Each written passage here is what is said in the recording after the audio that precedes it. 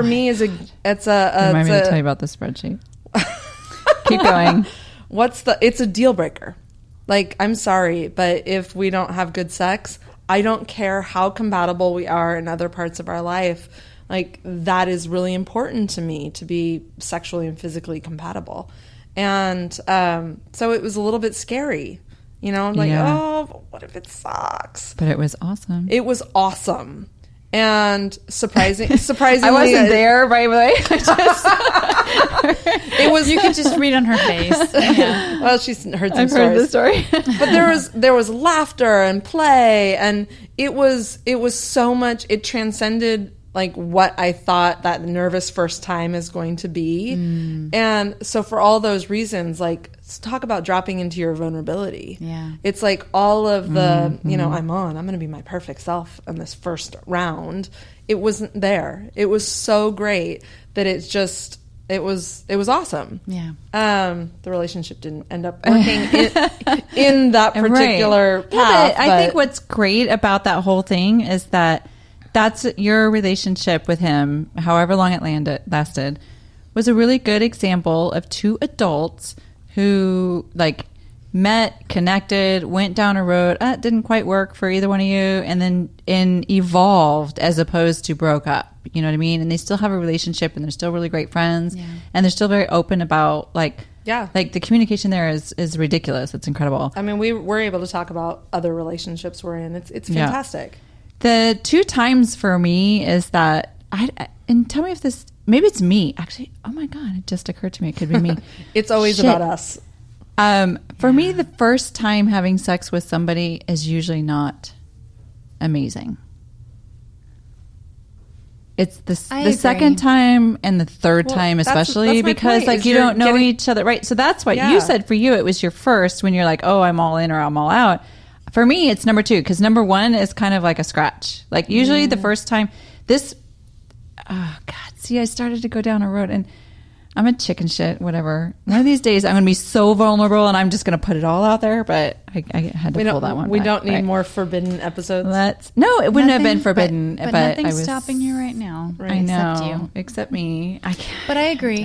And I think maybe the first time, at least in my experience, the first time always being not awful, but just not very good, awkward. Yeah. Is that I'm very much in my head. Totally. Well, yeah, and probably he is as well. What is he thinking? I'm like, oh gosh, okay. Oh, like I pulled his pants. Oh God, okay. So that's what's going. Okay, all right, hold on. And he smells different than all the other people I've been with. Okay. I know. There's so many. You're right. It is true. Totally in your head. The one person that I have been with in the last couple of years that I will say unequivocally has been the best sex I've ever had in my life was not great the first time.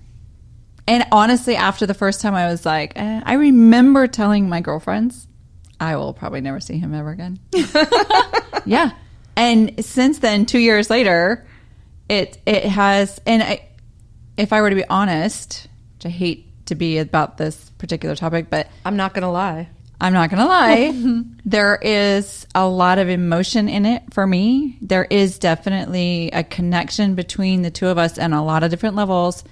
I will be honest, way more connected emotionally than he is. Mm-hmm. But I'm very aware that like we're on the same page in certain areas and not the same page in certain areas. So he will never be the one. But anyway, until the one shows up, I'm going to say it. Have a great time. Have a great time. I'm going to go back to the spreadsheet. Why am I going to the spreadsheet? Because I was saying something about sex. Also something I'd like to put in, as a placeholder for the next podcast is I'm really curious about the men's perspective on the first time. Yes, totally. And so actually, he's been married. Yeah, but okay. We're gonna he's look at he's mad. He's mad. It might be interesting. It might be really nice. Okay, so we're gonna have. Okay, I'm Buka. We're on the podcast. Okay, and I'm gonna tell you something. Come closer, just for 1 second, and then. What? We just had an episode with the women's perspective of dating, online dating versus personal dating. Now I know that this is not an area of your life that you're in right now. And we dug a little bit deeper into like polyamory and monogamous and all of the kind of stuff. Yes. The follow-up episode is going to be the dude's perspective. And we need a player. Do you want to play? I know that you're not dating right now, but you're an adult male who probably has a perspective about dating and polyamory versus monogamy and all of online versus in-person connections. I haven't dated in 30 years. I know. That's why I'm thinking that it would be interesting that you and Andy would be the follow-up. Are you interested? You could say no. It's okay. I think it'd be hilarious. All right, great. Yeah. I think it'd be awesome. There we go. Stay tuned. Part 2 with Fuka and Andy. Dating in the 80s. 90s. That works. It was still dating. They were writing pen pal letters. You guys almost done? We're almost done. I think so. We are almost done. The wine's gone. Yeah. There's more wine across the street. All right. Wants to go. We're going. The spreadsheet we were talking about sex and basically, so last week I was talking with Catherine Keller on the episode and she's a spreadsheet girl. Like her whole life is a spreadsheet girl.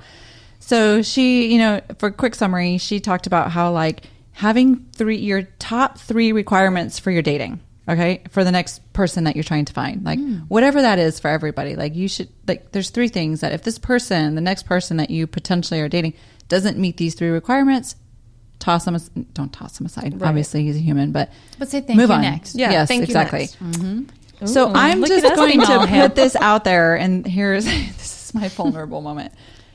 I will be honest and say that until recently, meaning in the last couple of years, last 2 years, after like when I finally got off of the I don't want to see anybody because I had these terrible relationships. Sure. Sex was not a priority for me in my life. And none of my relationships, although I have had great relationships in my life in which sex was a great thing, that was never a priority to me. Both relationships, there was a point in which both partners were like, basically, Danielle's not interested enough for this to be a viable relationship in sex. And they both manifested in different ways. What's interesting is I went through this process with Catherine, and basically what she had me do is go through like my biggest relationships in my life, my most important relationships. And so there were about 8 or 10 people that I kind of dove into, pros and cons. Out of the top 3, so she went through and she did the matrix and all the bullshit. And there's 3 characteristics that came up that are most important for Danielle in 2019 for her next relationship. And good sex was the top of the list. So how does somebody go for 45 years where sex doesn't, like, it's not even important? Like, I didn't put any value on it. All it was for me was a thing that I was supposed to do.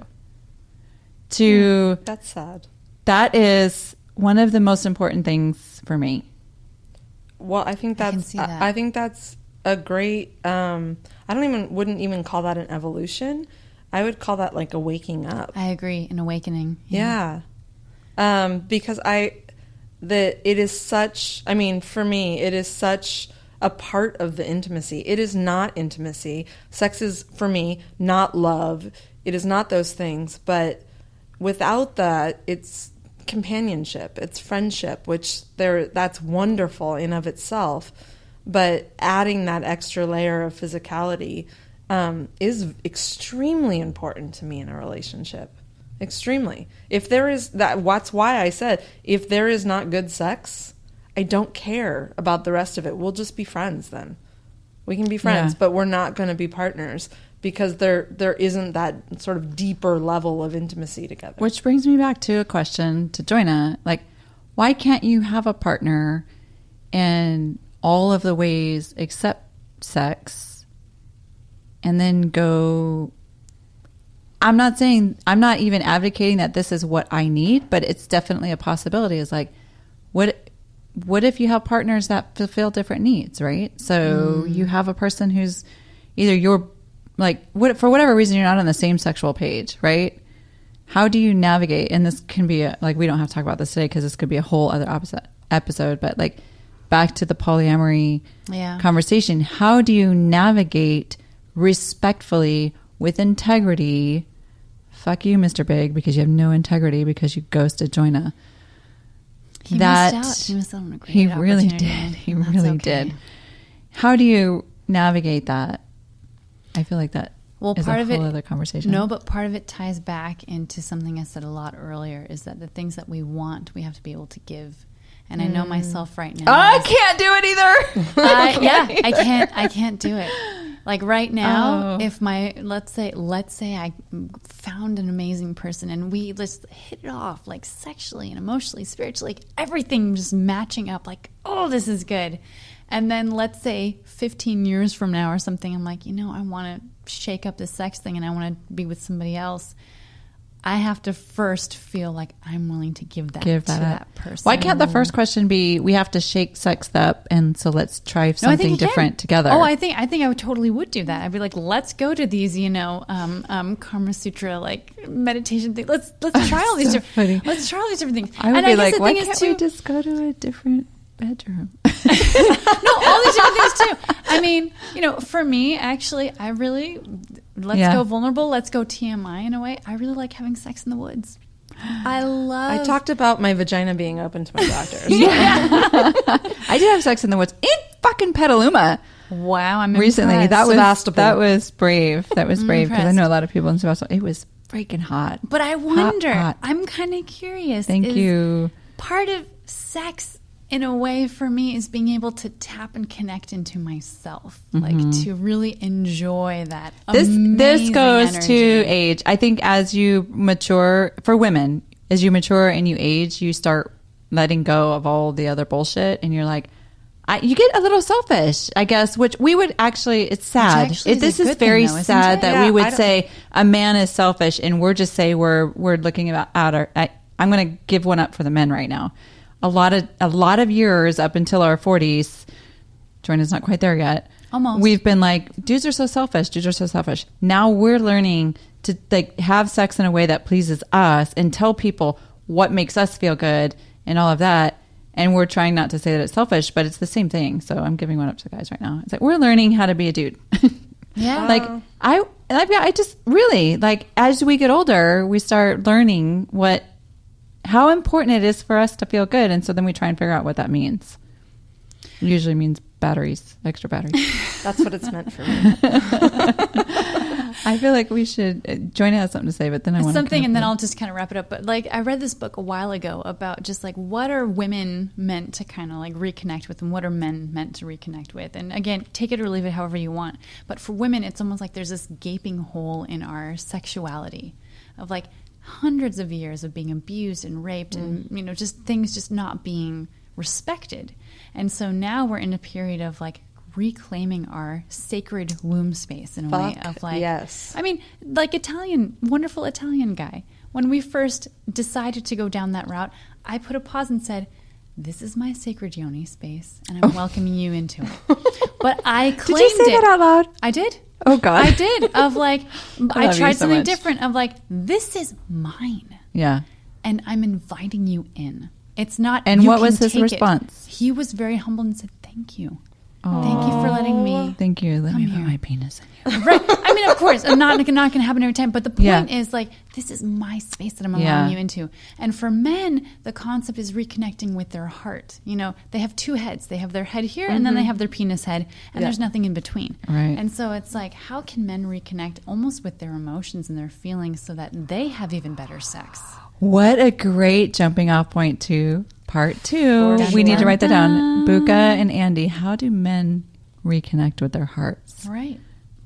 If they do. Who I'm knows? wrapping this one up right now, ladies. Thank you, Joyna. Thank you guys and so thank you, much. Heather. Danielle, This thank was you, fun. Heather. That bottle of wine wasn't nearly big enough, but Nope. I think we did a good job. Next time we'll do 2. All right. I cannot wait to finish this conversation off Yay. air.